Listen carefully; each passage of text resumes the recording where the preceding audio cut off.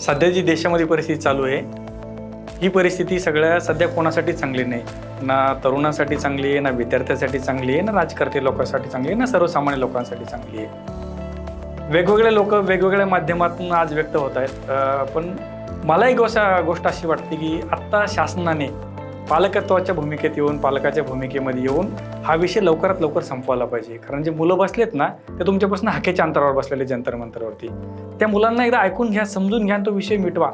का बघा, आज तरुणांना जर आपण योग्य मार्गदर्शन किंवा योग्य दिशा दिली नाही तर हे तरुण जर भडकले तर आपण आजूबाजूच्या देशात बघतो काय परिस्थिती झालेली आहे. राज्यकर्त्यांनी थोडंसं आत्ता तरी भानावर येऊन किंवा जागे होऊन या पोरांचं म्हणणं ऐकायला पाहिजे. बघा, इगोची इश्यू तो करू नका, कारण ते पोरं त्यांच्या न्याय हक्कासाठी तिथं बसलेले आहेत, बरोबर आहे. आणि एखाद्याचा राजीनामा मागणे किंवा राजीनामा देऊन हा प्रश्न सुटणार आहे का? तर अजिबात सुटणार नाही, बरोबर आहे.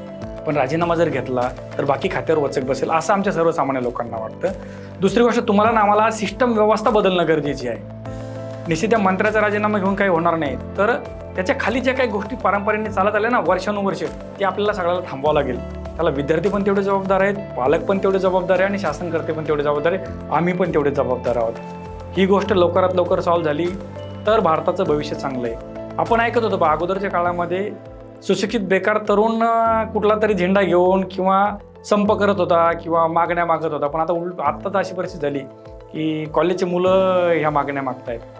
याने होतं काय की मुलांचा एक अभ्यासावर परिणाम व्हायला लागला आहे. दुसरी गोष्ट, आज जर बघितली तर मागच्या काही दिवसापासून प्रत्येक घरातला 7वी पासून ते कॉलेजपर्यंतचा मुलगा कुठल्याही प्रकारचं पुस्तक सध्या उघडताना दिसत नाही आहे.